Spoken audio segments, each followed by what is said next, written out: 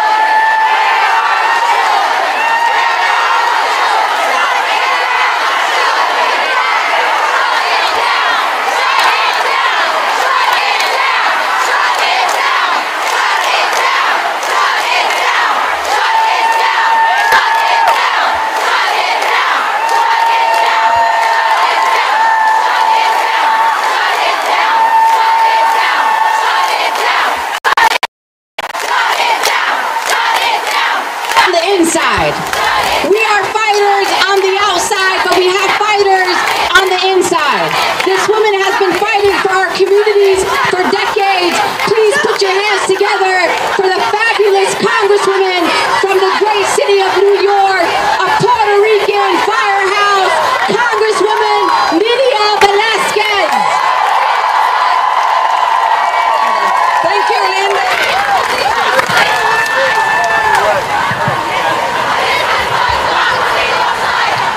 Today and every day, women disobey. Repeat with me. Today and every day, women disobey. My friends, just a few weeks ago, I traveled to the border and I saw facilities where children and adults were being held under the zero tolerance policy. I saw the look of fear and desperation in children's and parents' eyes. I felt like I was in a third world country. Now, Donald Trump first told us that only Congress could end the family separation. Then he said he was signing an executive order to stop family separation.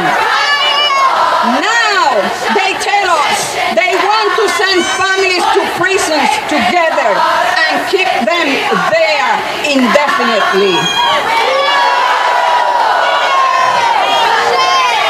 I ask America, and I ask every American person in this nation, is that the America we know?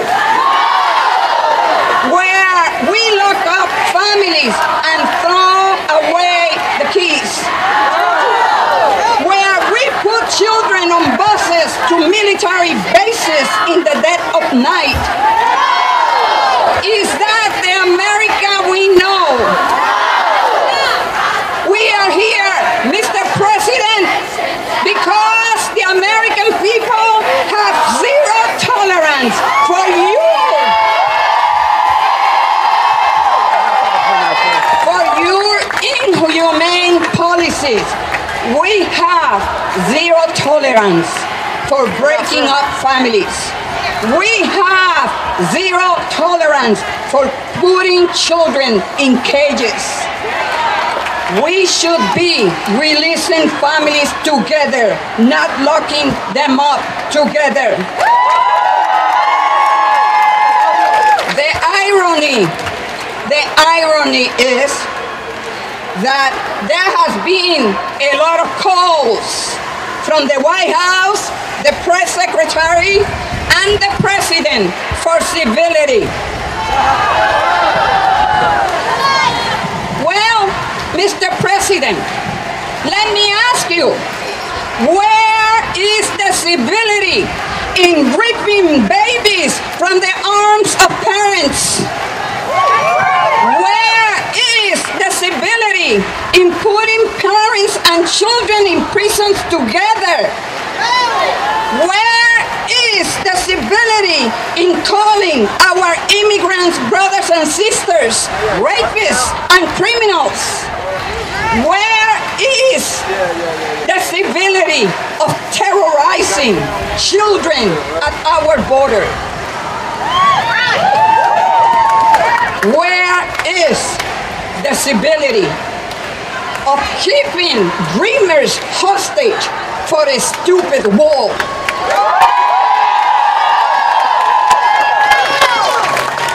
You want civility, Mr. President? Then stop tearing apart our civil rights. Stop locking up children and families.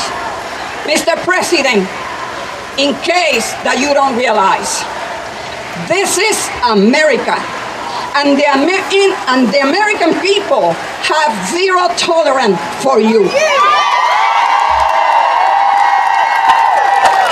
Like my sisters Linda, Ana Maria, and Bob Bland have said, we need to fight for justice in our country. That is not negotiable. Keep pushing, because the American people is here. This is America, Mr. President. Zero tolerance for you. Gracias, y a mis hermanos latinos, aquí estamos, luchando en las calles, luchando en las cortes y luchando aquí en Washington. Que Dios los bendiga.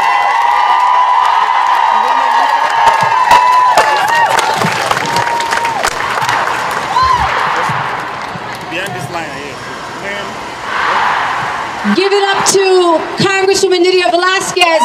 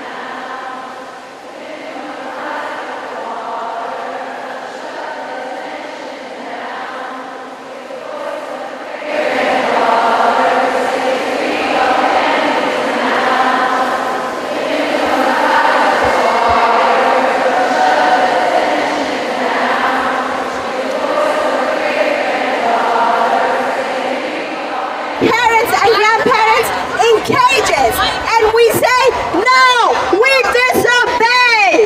No, we disobey. No, we disobey. No, we disobey. No, we disobey. No. Every single day, ICE, the agency in charge of enforcing immigration laws, is separating families.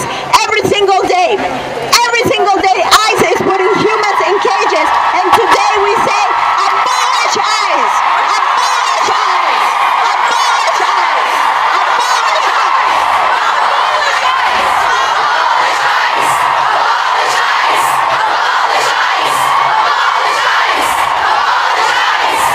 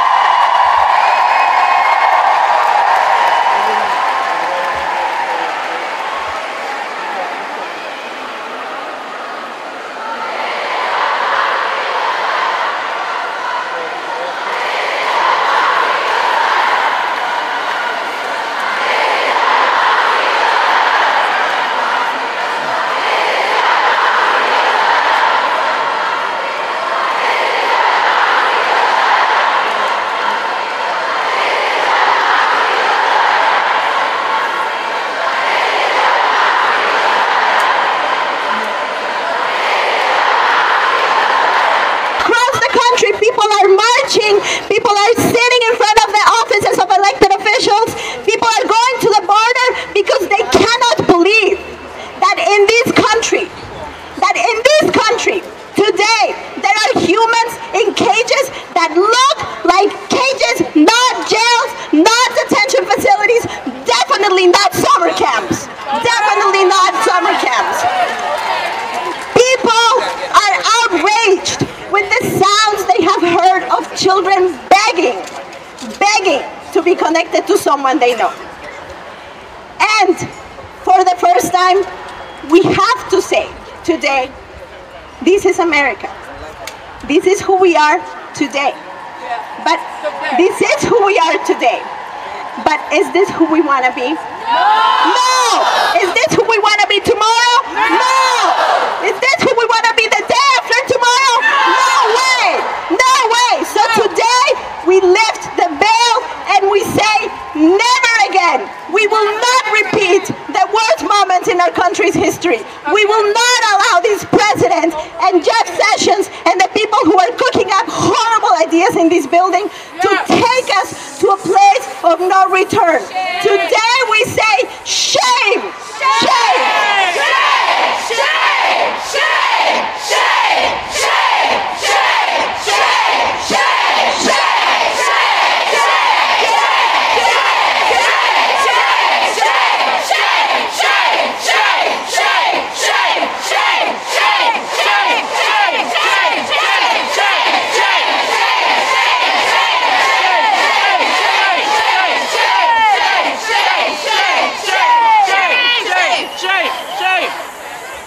We will not return to Japanese internment camps. We will not return. We will not return to the moment when we looked away because we didn't know. Now we know, and we cannot forget. We cannot allow the people who are sitting in living rooms across America to forget. That's why we're here today, to remind them that what they saw is true. that is who we are today, but that is not who we want to be tomorrow. That is not who we want to be tomorrow. Today we call for an end to all detentions. All detentions, family detentions, and all detentions.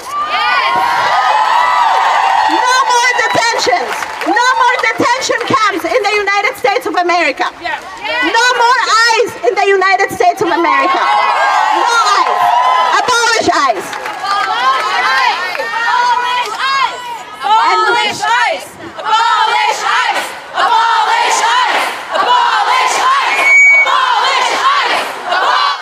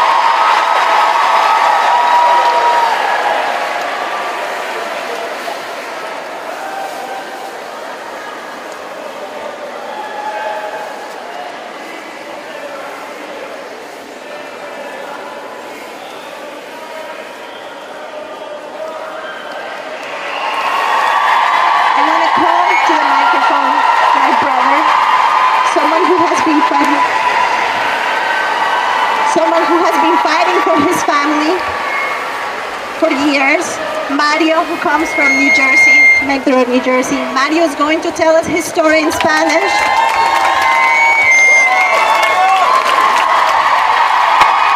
Let's hold him with all of our attention, all of our love, all of our heart. Mario.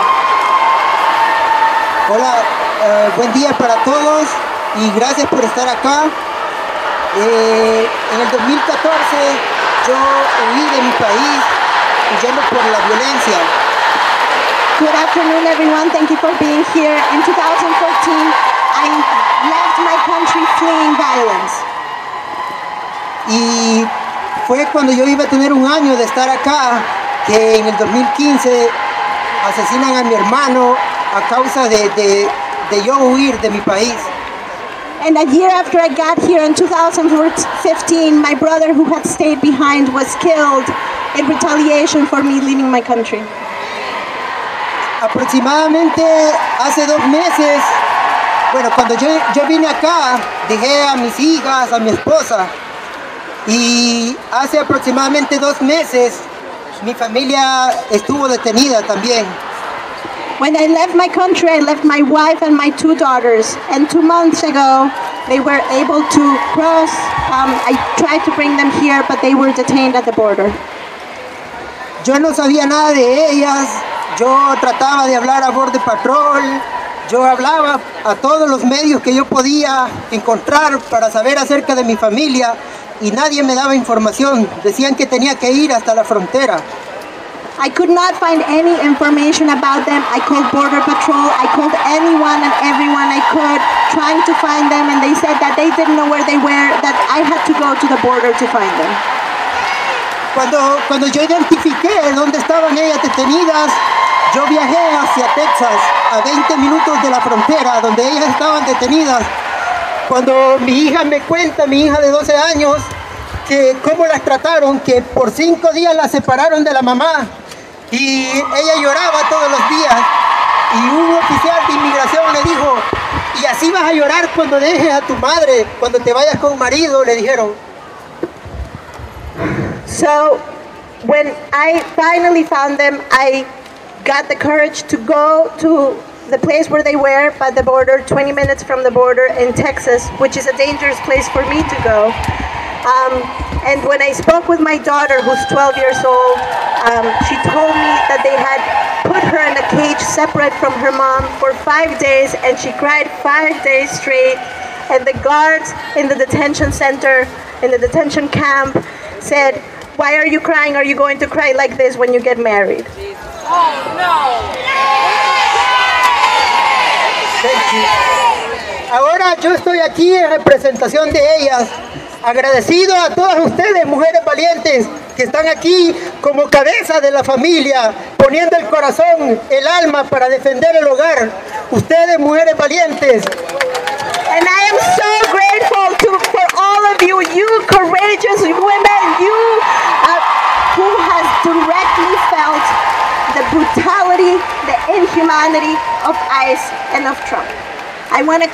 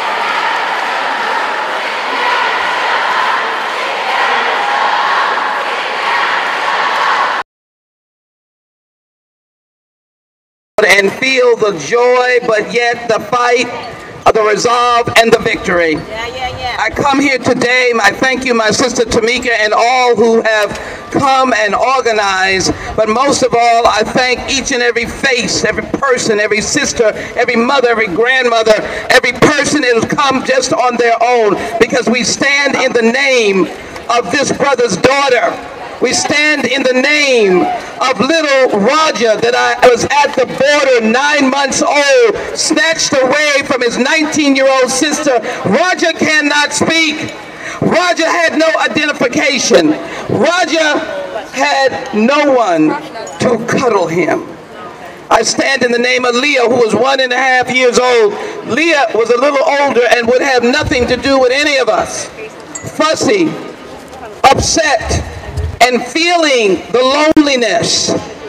Those who are symbolic of those children who have been incarcerated in absolutely abhorrent conditions, while mothers either breastfed and took them away, or while mothers went into another room and when they came back they were gone, or while they were put in car seats and they were said, you're getting in the car, and then they drove off. What humaneness and the lack of humanity is this? And so, my sisters, let me say that this is not a day event. This is an everyday event.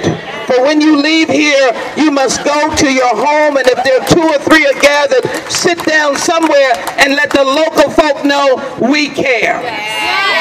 For the struggle doesn't end when you come to your capital, the nation's capital, the victory place. It begins with each and every one outside of these boundaries. The women of the United States Congress have just signed a letter. We plan to be protesting continuously. And we are demanding for the President of the United States to account for every child and every parent without penalty. We are asking them to end the zero policy. and to restore amnesty for domestic violence and gang violence. How outrageous that the Attorney General has the audacity to use the scriptures and not understand what mercy is all about. Have mercy on his soul. That he would remove the very lifeline. Or from Ramona, who fled after the cartel in Honduras and looked at her and said, "You are 8.5 months pregnant." These are folk that I hugged and talked to at the border. And they said, "When you have that baby, we will kill you. And we will kill you because you didn't pay us back the few pennies that she borrowed, because it's like a bank." She fled 8.5 months pregnant. For those of you who have carried a child, anybody want to move anywhere 8.5 months pregnant? So how could she be smuggling herself? She had the baby on the road, and when I saw her, she had not had any medical care, and the baby had not. Thank God some Border Patrol listened. And I said, "You've got to get her to a hospital today," of which she went. That doesn't happen. We're not down there all the time. We're not watching and looking. But I will tell you, that's what you're doing now. And I want to say about America, America is no better than the folk who are on this ground, making it hold up to its ultimate goals and aspirations of a country that is free for all people. And let me tell the Justice Department, if they do not read the law, when you step foot in the United States, you have the right and privileges of due process. Tell those local people down there. So today as you sit as an American, you sit as someone that claims and says we too are America. That we will not be defined by those who want to misuse and abuse what the laws of this nation are, what color I am, what lifestyle I lead, what religion I am. I am not standing with a nation that has a Muslim ban. Right. Because I believe in all people, all faiths. Crazy. So as we go to the place where you will do civil disobedience, be reminded that blessed are the merciful, for they will receive mercy. Be understanding that if whatever your faith in the Christian faith, someone died on a cross so that others might be saved. And as you know, the Quran and many other books of faith, they speak about love and charity. Yes. And if we have a nation that does not wallow in love and charity, then we have no nation.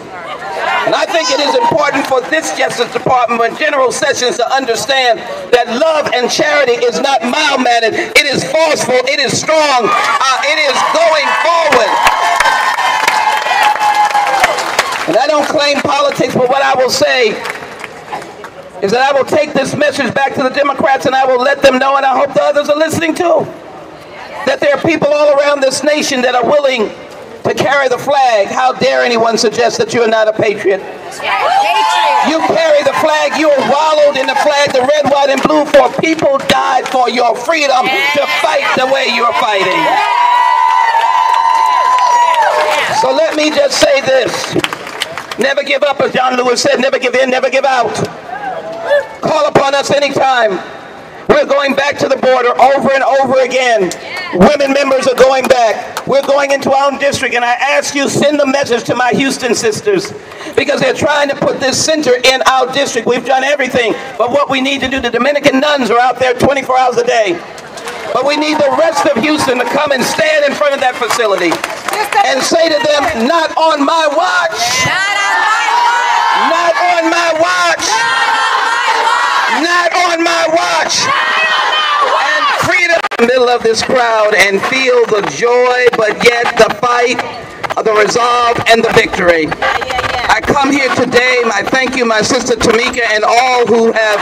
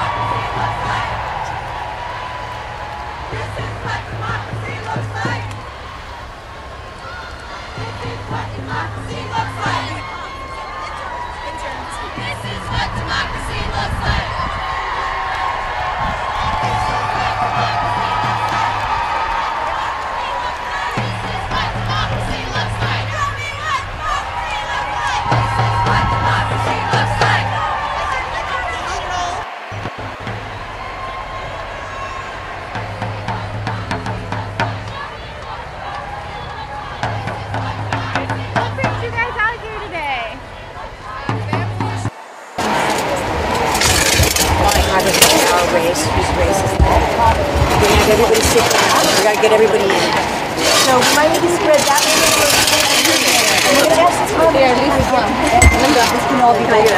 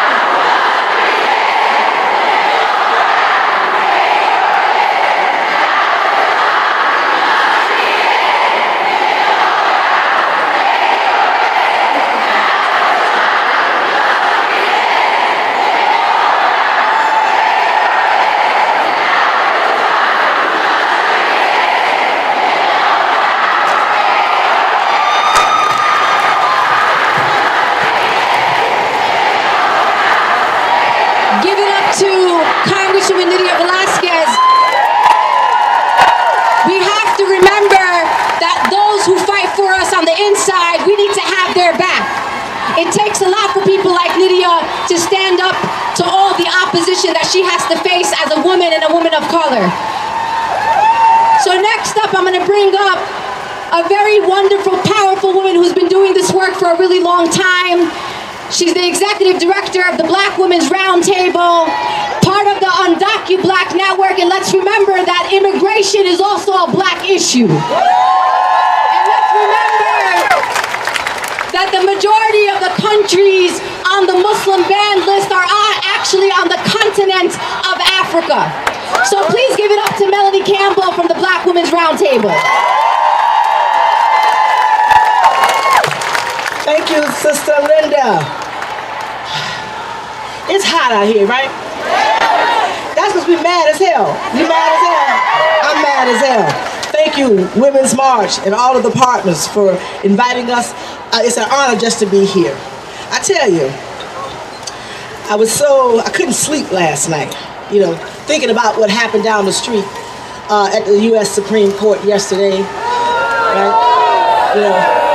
And thinking about whatever that is over in that building over there. And thinking about what the hell's going on down in the congressional building, right? So I just came by to support, because as Linda said, immigration is a Black issue. Immigration, quite frankly, is a white issue, right? Immigration is a Latino issue. It's a APIA issue. But for the Native Americans, I think last I checked, they were already here, right? So we talk about immigration as if it's some foreign disconnect. And I heard 45 say that his parents were immigrants. But yet and still, you can tear babies apart from their mothers and their fathers. It is, I'm just mad as hell. And so, usually I'm, in a Baptist mood today, but I'm just not. Usually I'm ready to, let me just get them fired up, because I think y'all already fired up because it's hot as hell out here. So I honestly just came by to say, we will win. This is our country. It's not just rural America. It's not just urban America. As our president always, my president, President Barack Obama, for life, would remind us, it's the United States of America. And damn it, you will not take that from us. Peace and power. Thank you.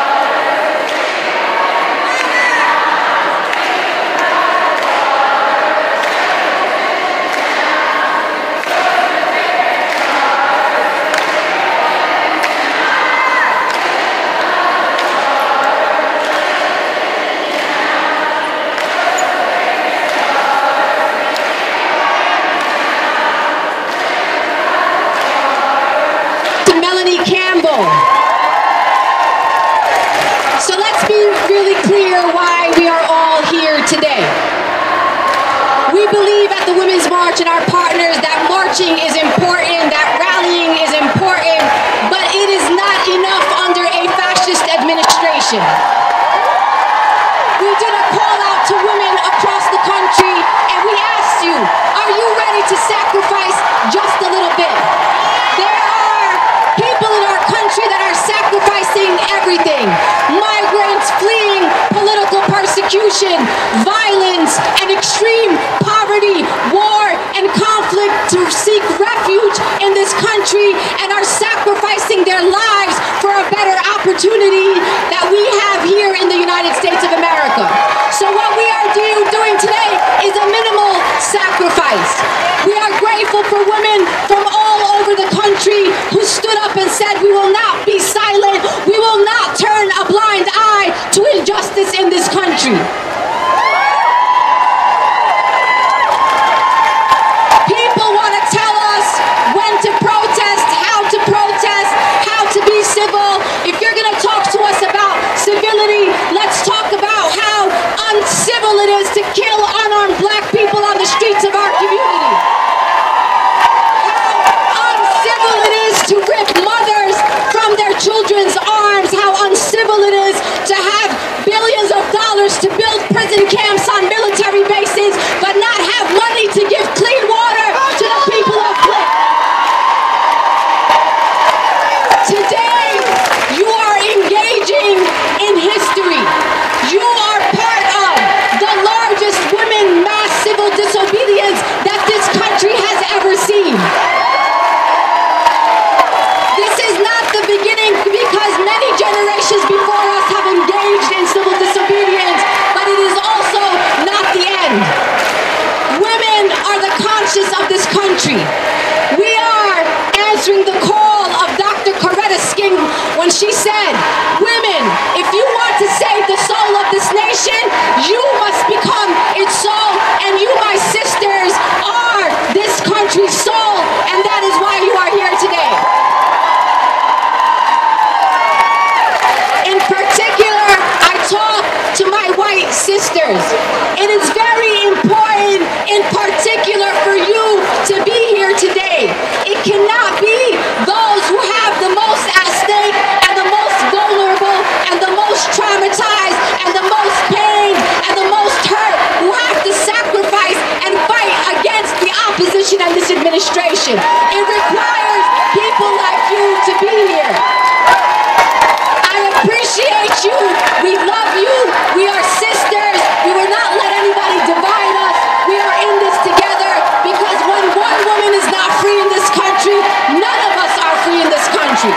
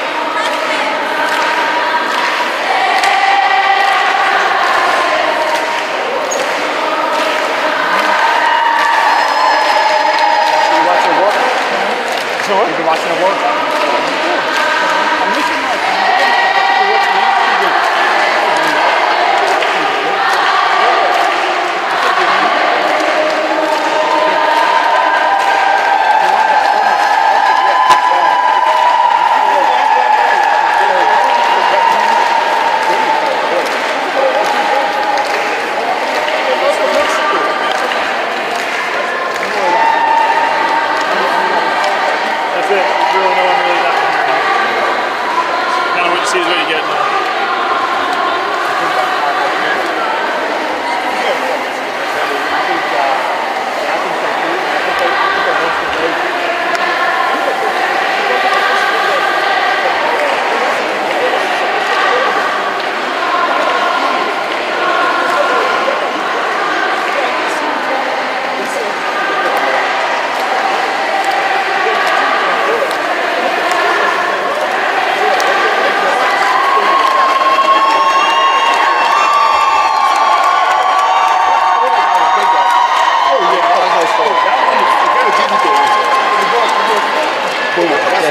One time.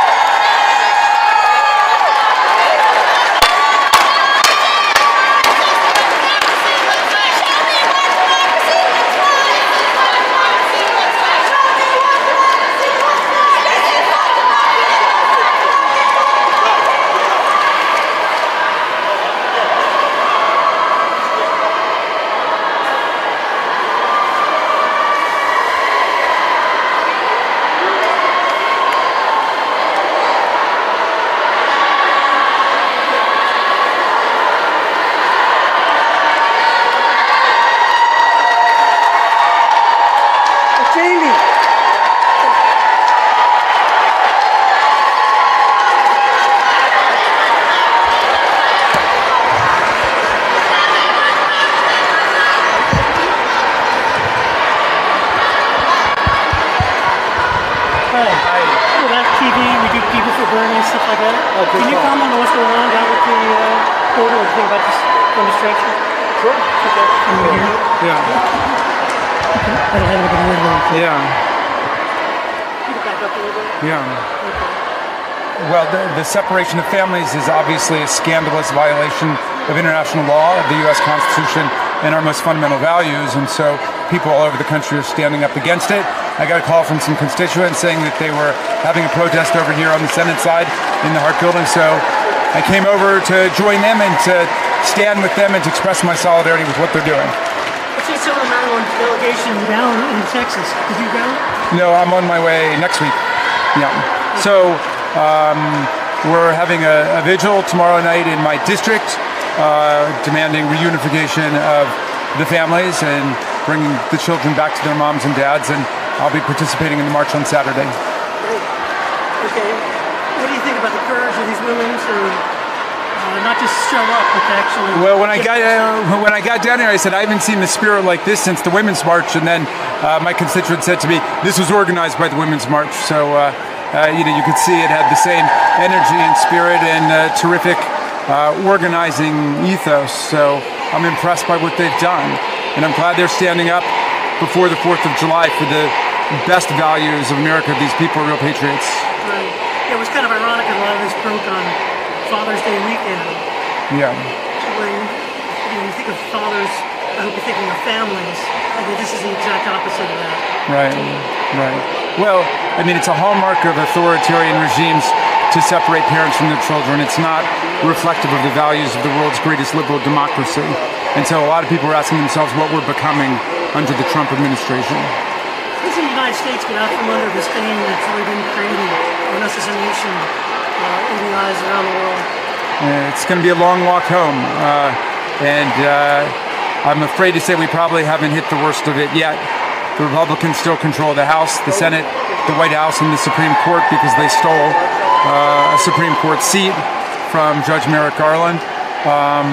And so we're going to have to just fight our way back in every institution of government to try to resurrect the democracy that we once had. But right now, the government is really betraying the values of the country. All right. Well, thank you very much. Thank you so much. Your support and coming out. Yeah, I just had to come be with them. Thanks.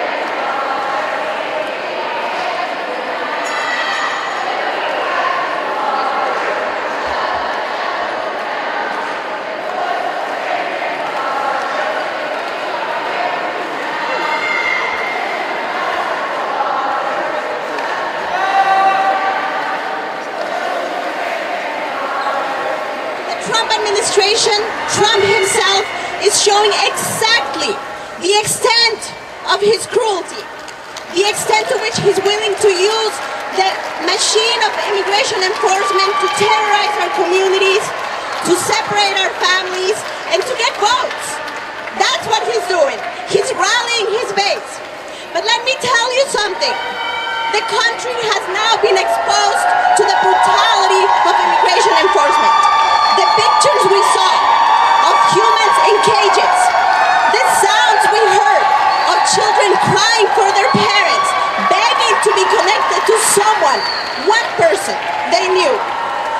saw that, and we cannot forget it. It is no longer possible to turn away from the brutality and the inhumanity of immigration enforcement in this country. And that's why today we are not just here to protest. We are here to demand the complete abolition of ICE, the agency that every single day is separating families. It's putting humans in cages. It's throwing people outside of a place that we call home, because this country is our home. Now, I am so proud to be in this sisterhood of women who fight for our freedom, women who say we do not obey injustice, we do not obey racism, we do not obey bigotry, we do not sit down when our families are being attacked. Is that right? Say it with me. Say it with me. Women disobey. Women disobey. Women disobey. Women disobey. Women disobey to abolish ICE. Women disobey to abolish ICE. I want to leave you with some words that really pulled me out of my darkness last week, when I just could not take it anymore. When I have 2 children, and the thought of my children sitting in a place without anyone they knew really pulled from me the deepest pain that I have felt. And I remember the speech by a Sikh activist. Her name is Valerie Kaur. She talks about the experience of her grandfather in a jail, and says, I think my grandfather, I'm paraphrasing, sitting in the darkness of that jail, had to find a source of optimism, had to believe that change was coming. And she says, speaking about our moment in this darkness that we're living, she says, what if this darkness, the mother in me asks, what if this darkness is not the darkness of the tomb, but the darkness of the womb? What if this darkness is not the darkness of the tomb, but the darkness of the womb? What if our country is not dead, but is waiting to be born? What if this is a moment of great transition? And what does the midwife tell us? The midwife says, breathe, and then push. The midwife says, breathe, and then push. Because if we don't push, we die. If we don't push, our country dies. If we don't push, our families die. So today, we breathe, and we push, and we disobey. Thank you for being here. Introduce my sister in struggle, the woman who keeps me inspired and believing that change is possible and that we will win.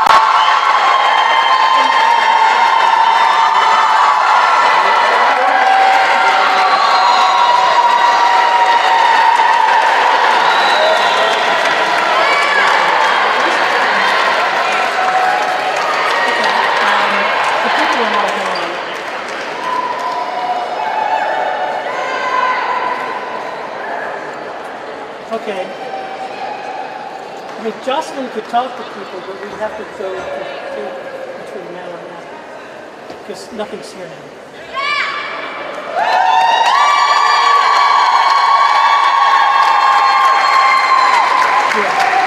Yeah. Is that going to cue it up now?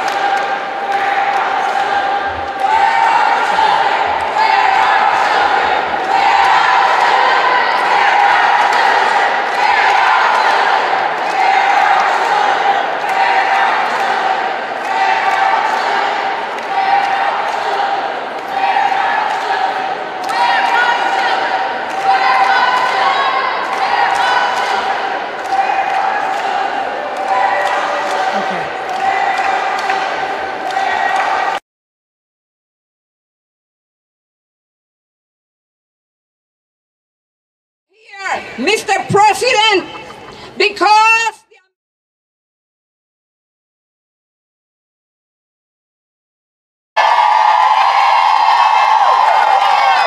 for your inhumane policy, we have zero tolerance for breaking up families. We have zero tolerance for putting children in cages. We should be releasing families together, not locking them up together. The irony is that there has been a lot of calls from the White House, the press secretary, and the president for civility. Well, Mr. President, let me ask you, where is the civility in ripping babies from the arms of parents? Where is the civility in putting parents and children in prison together? Where is the civility in killing our immigrant brothers and sisters?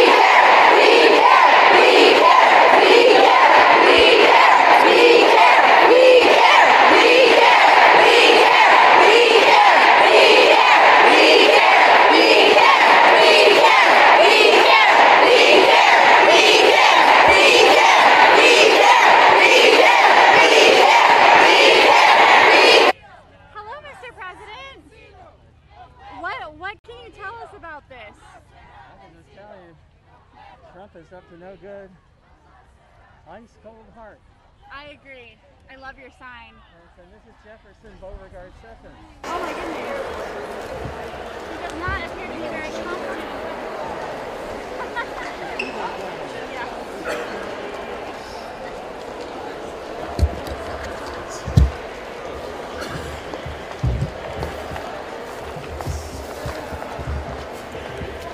Okay, just sum up the country for the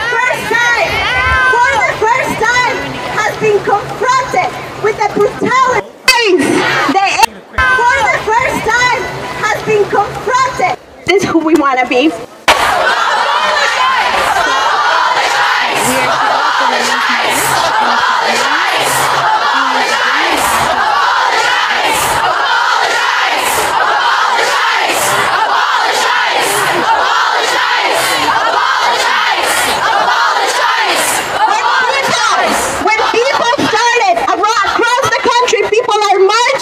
People are sitting in front of the offices of elected officials.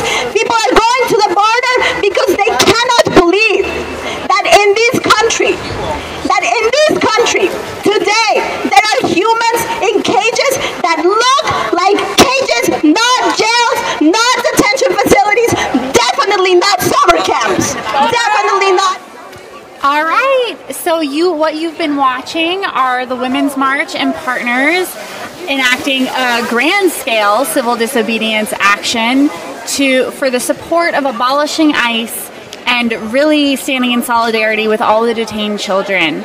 Hundreds were arrested, bravely, non-violently, came in here, said what they needed to say, and marched out. So I think that, hopefully everybody's been listening. Senator Warren certainly came by to say her piece.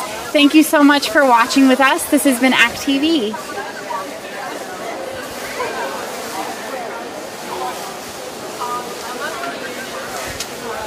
that good?